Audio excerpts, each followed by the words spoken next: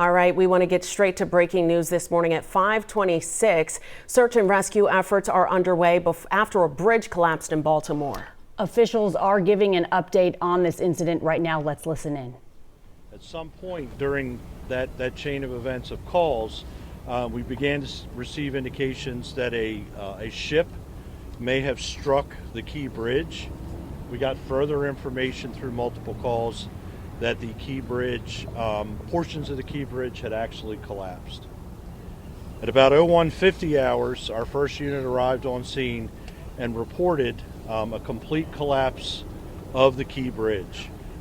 We were also given information at that time that there were likely multiple people on the bridge at the time of the collapse, and that as a result, multiple people were in the water. We were able to remove 2 people from the water. One individual refused service and refused transport. Essentially, that person was not injured. However, there was another individual that's been transported to a local trauma center that is in very serious condition. At this time, we have multiple air assets from the Maryland State Police, as well as the Baltimore Police Department, as well as multiple marine assets from around the region, including Baltimore City, Anne Arundel County, Baltimore County, as well as multiple local and state police agencies, National Resources Police, BPD Special Ops Unit is in here, Maryland State Police is here.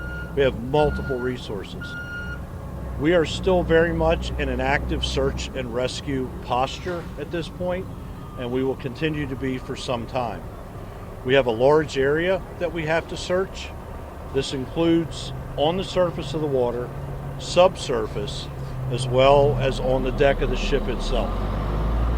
We believe at this point we may be looking for upwards of 7 individuals. That's the latest information we have. However, what I will say is the information that I'm giving you right now is as of right now. That's what we know right now.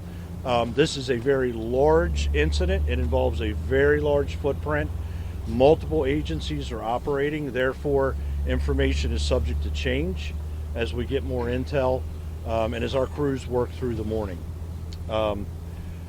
Over the next 8 to 12 hours, you can expect to continue to see our air and maritime assets functioning out on the water and in the air above. We need to do damage assessment of the ship itself before we can board that ship.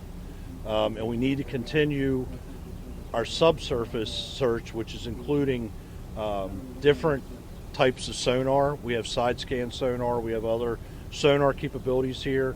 We have underwater UAVs that we're working with.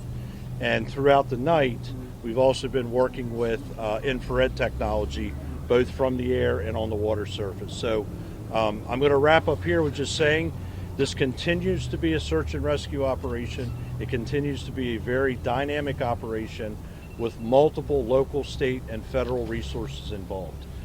With that, I'm going to turn it over to our Mayor Brandon Scott. Thank you, Chief. Everyone, this is a unthinkable tragedy. We have to first and foremost pray for all of those who are impacted, those families.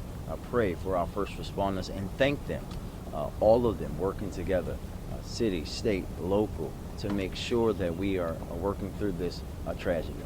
This is an ongoing active research that we're having right now. We're going to continue, as you heard from Chief Wallace, throughout. As long as we have to be doing that, we will do it. But we have to be thinking about the families and people impacted, folks who we have to try to find and save. This is what our focus should be on right now. We're going to continue to work in partnership with every part of government to do everything that we can to get us through the other side of this tragedy. And with that, I'll turn it over to County Executive Olszewski. Thank you, Mayor Scott. I think we all awoke this morning to an unspeakable tragedy. As the mayor indicated, we know that there will be families and individuals impacted by this, regardless of what happens the rest of the way out. So I would just echo the mayor in lifting up prayers for those who are impacted, but also ask that our residents pray for our first responders. They have been on scene since very early in the morning, not only conducting initial search and rescue operations, but planning for additional ones as the sun comes up. And the work that they do cannot be understated. And I want to just thank them for all that they are doing and will do in the hours and days ahead. We know that we have a long road ahead, not just in the search and rescue, but in the fallout following this. I think we appropriately have our attention on the search and rescue efforts currently, and just here alongside our partners in the city to say that they have our full support, just as we want to thank our state partners for the resources they've offered up, as well as the federal partners who have already reached out. The mayor and I have talked to the governor. We've heard from the Secretary of Transportation.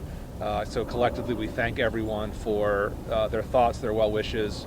But again, this is a very active situation, and we want to just thank the chief and our teams for all the great work they're doing. And with that, I'll turn things back over to the chief. Thank you, County Executive Olszewski. We're going to do some Q&A right now. Now we're just going to go around, have everyone present their questions. Chief, can you tell us where the crew of the ship is?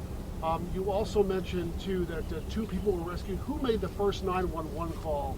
And there were reports that there was a crew on the deck of the ship working at that point. Can you confirm any of that information? The latest information we have on the crew of the ship is that they are still on board the ship.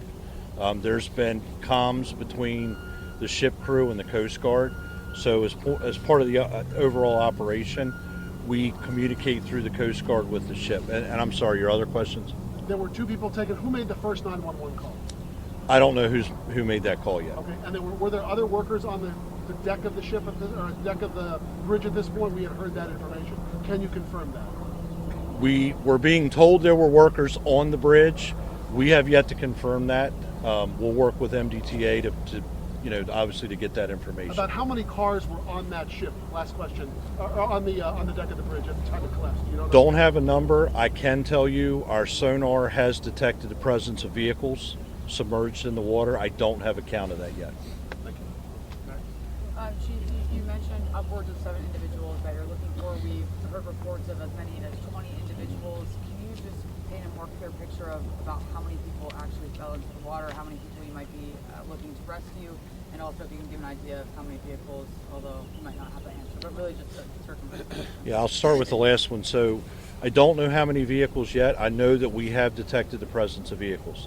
As far as the number between the 7 and 20, that's been You are watching a press conference from authorities in Baltimore giving us an update on the complete bridge collapse of the Francis Scott Key Bridge there after a container ship struck it. We have learned that 2 people were rescued from the water, 1 person miraculously uninjured, another person taken to the hospital, we know in serious condition. They are possibly looking for 7 more people. And miraculously, that person didn't even go to the hospital who was rescued from the water. But we are told the container ship that hit that bridge is still in the water, and the Coast Guard is working to get in contact with them and get them out of that ship as well. It's a search and rescue operation right now, and we know this is a lot of information we are giving to you at 5:35 this morning, and we will continue to follow this situation in Baltimore throughout the morning. For now, let's get over to